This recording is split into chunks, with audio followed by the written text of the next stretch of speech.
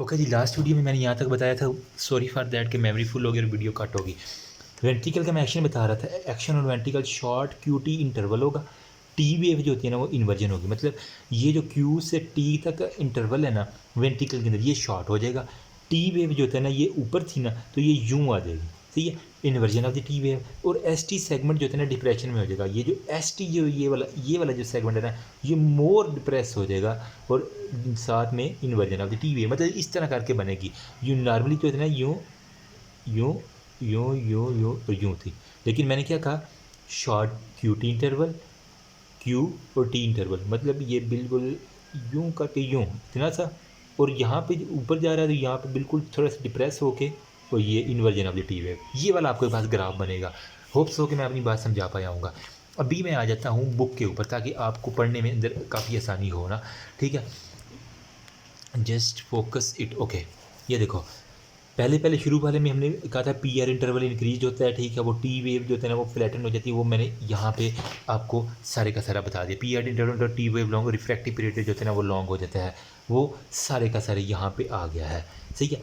अब नेक्स्ट हमारे पास आ जाता है कि जो इसकी वेंट्रिकल के ऊपर थी, शॉर्ट क्यूटी इंटरवल, जो मैंने अगर अपना inversion of T wave S T depression, वो आ गए सारे के सारे। शॉर्ट क्यूटी, टी इन्वर्जन और एस टी सेगमेंट जो होता है ना वो डिप्रेशन हो गया। वो किसके ऊपर है हमारे पास, वेंट्रिकुलर रेट के ऊपर, सही है। वो तो वेंट्रिकल के ऊपर सारे असर आ गया। नेक्स्ट इंपॉर्टेंट बात जो हमारे पास आ जाती है वो होती है टॉक्सिक रिस्पॉन्सेज। मतलब अब एक बंदा आ गया, उसने ज़्यादा खा लिया तो क्या होगा। टॉक्सिक रिस्पॉन्सेज मैं जल्दी से बता दूँ, अगर चलिए नेक्स्ट पेज पे आ जाए, ठीक है। तो जो हमारे पास जितना भी टॉक्सिक रिस्पॉन्स है ना वो क्या होगा, एक्सेसिव कॉन्ट्रैक्शन करवाएगा, सही है। मतलब डिजिटाइज का काम किया था वो कैल्शियम की स्टोरेज की वजह से एक्सेसिव कॉन्ट्रैक्शन करवाना। तो हमारे पास अगर हद से ज़्यादा है तो एक्सेसिव जो था ना वो कॉन्ट्रैक्शन, जो किसको लीड करेगा हमारे पास, टैकीकार्डिया, टन टन टन, मतलब पागल कर देगा दिल को। दिल तो पागल है जी, दिल तो नादा है, वही काम हो जाएंगे। नॉर्मली क्या था हमारे पास ग्राफ, अगर मैं आपको दिखाऊं तो वो क्या था, शुरू में था डीपोलराइजेशन, ठीक है। उसके बाद कैल्शियम चैनल के ऊपर वजह जनाब वो हमारे पास प्लेटियो फेज, और फिर उसके बाद रीपोलराइजेशन, और यहाँ पे हाइपर पोलराइजेशन, ये थे नॉर्मल ना। लेकिन लेकिन लेकिन अब टॉक्सिक रिस्पॉन्स की वजह से एक्सेस कंट्रैक्शन है, ये यहाँ तक तो है। लेकिन फिर एक नई जो है ना वो अब प्री मेच्योर, आप कह रहे हैं वेंट्रिकल की कंट्रैक्शन की वजह नहीं है, सही है। तो प्री मेच्योर की वजह से हम कहेंगे कि वो डीपोलर, प्लेटियो के फ़ौरन बाद ये वाली करवा देगी, बजाय रीपोलराइजेशन के प्लेटियो के बाद फिर एक वो डीपोलराइजेशन आ जाएगी। मैं अगर यहाँ पे बना दूँ ना, ठीक है, तो अब नॉर्मेलिटी को हम रेड से शो करते हैं, सही है। मतलब जो ख़तरनाक बात है ना, समझने की बात है, ठीक है। यूँ थोड़े से प्लेटिव आया, लेकिन उसके बाद फिर एक और डीपोलराइजेशन, और उसके बाद जो होता है ना वो फिर थोड़ा सा दिल को सुकून आया, दिल को करार आया, ठीक है। तो ये जो है ना ये करार को ख़राब कर रही है। तो मैं कह सकता हूँ कि आफ्टर प्लेट्यू, जो कि कैल्शियम चैनल की वजह से था, वो डिस्टर्ब हुआ, तो हमारे पास डीपोलराइजेशन दोबारा से शुरू होगी। ये वाली डीपोलराइजेशन बजाय रीपोलराइजेशन होगी, फिर अगेन डीपोलराइजेशन शुरू होगी। और इसको डीपोलराइजेशन को कहते हैं, जो प्लेटो की बात करते हैं, इसको हम कहते हैं आफ्टर डीपोलराइजेशन।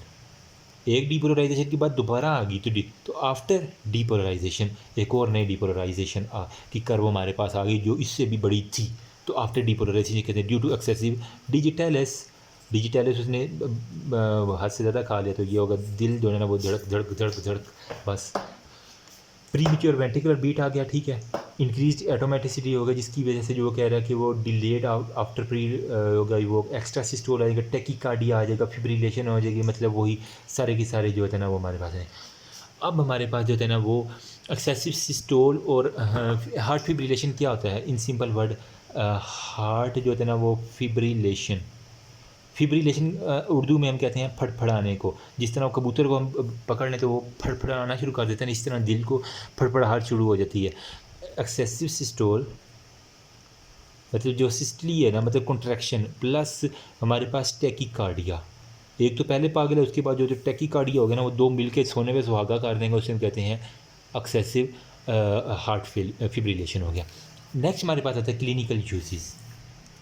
आई थिंक कि मैं अपनी बात समझा हुआ है। प्लीज़ कमेंट सेक्शन में बताइएगा अगर मुझे कुछ टीचिंग मेथड के अंदर तब्दीली करनी है तो बता दें। क्लिनिकल यूजेस में क्या आ जाता है, जो हम क्लिनिकल साइड पे आ जाते हैं, तो डिजिटलिस जो होता है ना, इसको कभी भी मैंने कहा था not a first line of defence हो गया, यहाँ पे मैंने कहा था कभी भी इसको फर्स्ट लाइन ऑफ डिफेंस के ऊपर आपने यूज़ नहीं करना। मरीज़ आया एक्यूट के साथ और आपने डिजिटलिस लगा दी तो आप मारे जाएंगे, मैं बता रहा हूँ।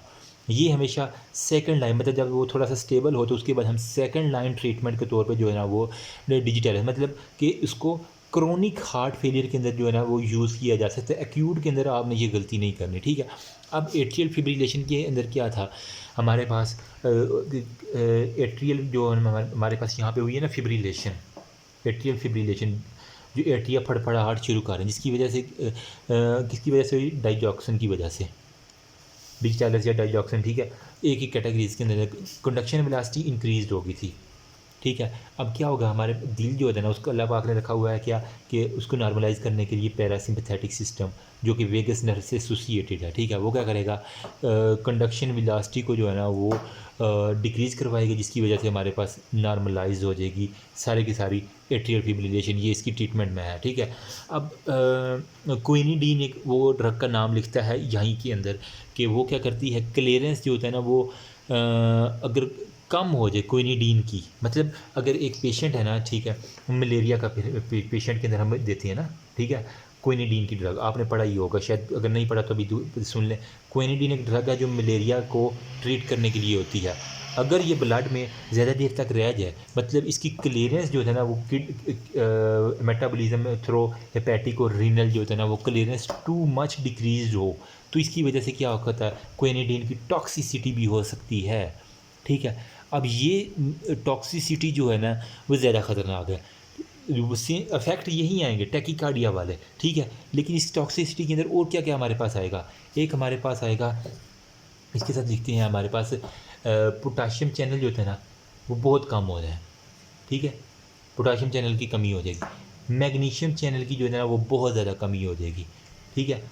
उसके बाद जो हमारे पास कैल्शियम है ना वो आपको पता होना चाहिए, टॉक्सिसिटी हुई है, कॉन्ट्रैक्टिलिटी इंक्रीज, तो कैल्शियम क्या है, बढ़ गया है उसका, ठीक है। तो कैल्शियम उसका आप देखेंगे तो वो बहुत ज़्यादा बढ़ा हुआ होगा।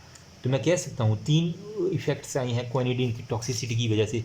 एक हमारे पास क्या आया, हाइपोकेलीमिया, नंबर 2 पे हाइपोमैग्नीशिया, मतलब हाइपो मतलब कम हुआ है, हाइपोमैग्नीशिया, हाइपर कैल्सीमिया, हाइपर मतलब ज़्यादा हो गया है, कैल्सीमिया, सही है। तो हम होने की वजह से हमारे पास मज़ीद टॉक्सिसिटी को मज़ीद इन्हांस कर देगा, मतलब कैल्शियम यूँ ही बढ़ेगा, जो पहले टैकीकार्डिया था उसको डबल करवा देगा, तो सोने पे सुहागा कि मतलब वो बंदा बस अल्लाह के प्यारा ही होने वाला होगा। तो इस कंडीशन को फिर हम कैसे ट्रीट करेंगे, ऐसे पेशेंट को हमने सिंपल वर्ड में पोटाशियम सप्लीमेंट दे दो, मैग्नीशियम सप्लीमेंट दे दो, इलेक्ट्रोलाइट उसको साथ चला दो ड्रिप के अंदर डाल के, या जिस तरह भी है आईवी, बंदा स्टेबल है भाई आपका।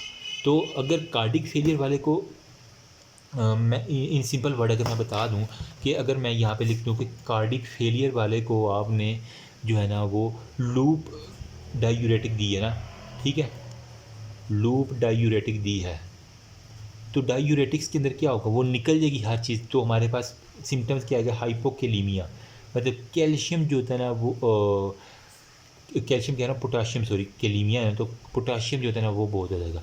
और साथ हमने डिजिटलिस भी उसको दे दी है, ठीक है, सेकंड लाइन ऑफ डिफेंस में।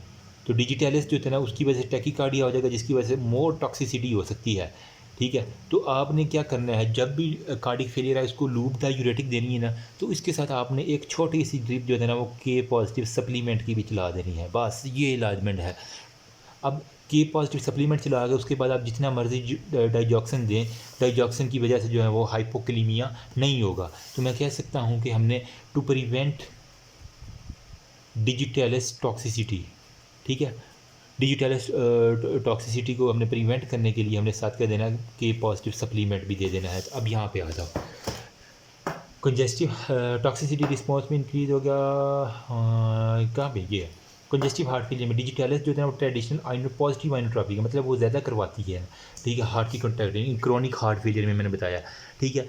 सेकंड लाइन ऑफ डिफेंस है, ये भी आपको याद होगा। फंक्शनल स्टेटस हो गया उसके, एसी इनहिबिटर वो वेजोडाइलेटर, ये सारी आप कहानी पढ़ लेनी है। और अक्यूमुलेट सिग्निफिकेंटली बॉडी हो गया, रिगाइम केयरफुली मोनिटर्ड हो गया।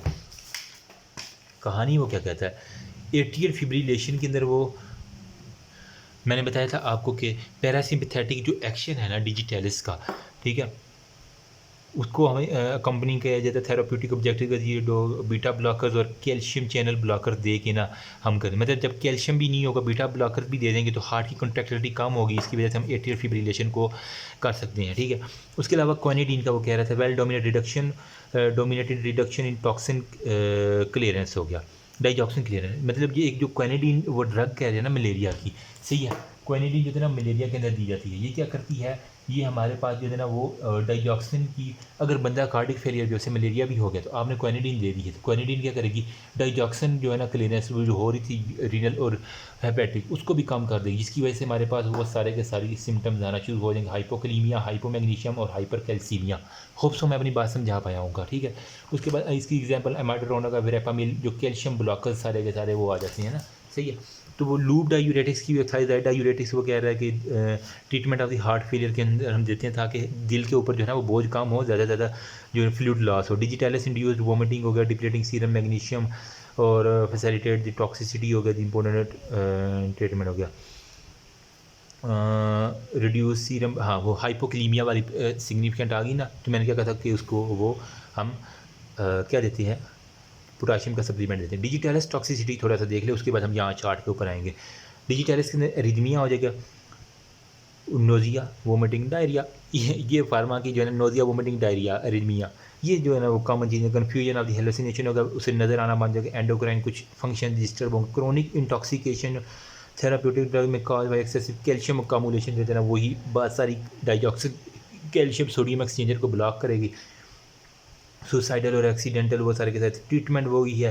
कोरेक्शन ऑफ द मैग्नीशियम और पोटाशियम और मैग्नीशियम, मतलब हाइपोमैग्नीशिया और हाइपोकैल्सीमिया, यहाँ पे मैं कैल्सीमिया कह रहा हूँ, हाइपोकैलीमिया और हाइपोमैग्नीशिया, जो जो चीज़ कम है उसके सप्लीमेंट दे दो। तो वही हमने यहाँ पे करना है कि हमने कोरेक्शन किससे करना है, पोटाशियम की जो डेफिशिएंसी है ना, जो डायूरेटिक की वजह से हुई थी, उसको design mild toxicity often manage by 1 to 2 omitting 1 to 2 dose of digitalis होगा, अगर वही बात कर रहा है, मतलब उसके सप्लीमेंट दे कि ना आप सारे का सारे ट्रीटमेंट कर सकते हैं। मार्क्ड हाइपरकैलीमिया होगा, should not be treated with supplement. अच्छा जी, वो कह रहा है इंटॉक्सिन सुसाइडल कुछ ओवरडोज ऐसी हैं, आपने गौर से देखना, कुछ सुसाइड के पेशेंट होते हैं ना जिन्होंने हमें पुट्ठे गोलियाँ खाई होती हैं, वो क्या करते हैं, वो कुछ ड्रग ऐसी करती हैं वो हाइपरकैलीमिया करवा देती हैं। तो आपने उसका पहले लेबॉरेटरी टेस्ट चेक करना कि हाइपरकैलीमिया है उसे कि नहीं है। अगर उससे हाइपरकैलीमिया हो तो फिर आपने जो है ना वो नहीं लगाना है सप्लीमेंट पोटाशियम का, ठीक है। एक बात उसने ये एंटी एरिथमिक ड्रग के अंदर वो कह रहा है यूज़फुल होते हैं एटोमेसिटी के लिए, ठीक है। Serum potassium does not respond normal, ठीक है। वो कह रहा है कि पोटाशियम के ज़रिए वो जो है ना वो नॉर्मलाइज नहीं होती, ऑलरेडी हो गया। एंड पे जो वो बात कर रहा है वो कह रहा है कि हमने जो है ना अगर बहुत ही ज़्यादा जो है ना वो ओवरडोज हो गई है, मतलब हद से बाहर है, तो दिल कितना अपनी कॉन्ट्रैक्टिलिटी करेगा, वो आखिरकार वो थक हार के अपनी हिम्मत हार बैठेगा, मतलब वो मर जाएगा। मतलब कि वो inhibition of all cardiac pacemaker, ऐसे नोड ए वी नोड सारे अपना काम छोड़ देंगे, मतलब बेहोश हो जाएंगे एक किस्म का। तो हम फिर क्या करते हैं, वो स्त्रियाँ लगाते हैं जिसे हम क्या कहते हैं, कार्डिक पेस मेकर, ठीक है। आसान भाषा में बता रहा हूँ। उसके बाद वो कह रहा है कि डाइजॉक्सिन, इसकी जो है ना एंटीबॉडीज़ के बारे में जो है ना वो हम समराइज़ करते हैं, तो नेक्स्ट वीडियो में आ जाए, ठीक है। ताकि ये वीडियो काफ़ी लंबी हो गई, मैं चार्ट की फॉर्म में बताता हूँ ताकि आपको इजीली समझ आ जाए। Thank you so much. अगर मुझसे कोई गलती हुई है यहाँ तक तो आप मुझे बता सकते हैं। अच्छा, ये चार्ट भी यार यहीं पे देख लो, सही है। ये देखो मैंने जो बताया था डाइजॉक्सिन दिया है, इसने क्या कि नेगेटिव इफेक्ट दिया है सोडियम पोटाशियम एटीपीएस पंप के ऊपर, ठीक है। तो जो पोटाशियम सोडियम बाहर जा रहा था, पोटाशियम अंदर आ रहा था, ये रुक गए, ठीक है। इसकी वजह से एनसीएफ मतलब सोडियम कैल्शियम एक्सचेंजर जो है ना वो भी ब्लॉक हो जाएगा, जिसकी वजह से कैल्शियम अंदर अकामुलेट होगा। सार्कोप्लाज्मिक रेटिकुलम के अंदर देखो कितना ज़्यादा ये कैल्शियम अकामुलेशन हो गया, ठीक है। एल टाइप कैल्शियम चैनल आपने याद रखना, ठीक है। ये इंटरस्टिशियम है, ये सेल में बनेना, ये अंदर साइटोप्लाज्म कार्डिक मसल को ऊपर से दिखाया गया है। कैल्शियम जो ही ज़्यादा अंदर होगा वो क्या करेगा, फास्फोराइलेशन करवाएगा मायोसिन हेड की, जिसकी वजह से जो है ना वो मायोसिन जो एक्टिन के साथ मिल के एक्टिन मायोसिन ट्रोपोमायोसिन वो सारे बना देगा, जिसकी वजह से सार्कोमेयर या आपको नज़र आ रहा होगा, ठीक है। तो ये सार्कोमेयर नज़र आ रहा है, इसकी कॉन्ट्रैक्टिलिटी इंक्रीज़ हो जाएगी, वो सारे का सारा काम होगा। सिर्फ एक ये डाइजॉक्सिन की वजह से, इस बेगैरत की वजह से हमने ये इतना ज़्यादा जो है ना वो पढ़ना पड़ा है, सही है। अब जो है ना वो टॉक्सिसिटी नेक्स्ट वीडियो में बताता हूँ, क्योंकि ये वीडियो काफ़ी लंबी होगी।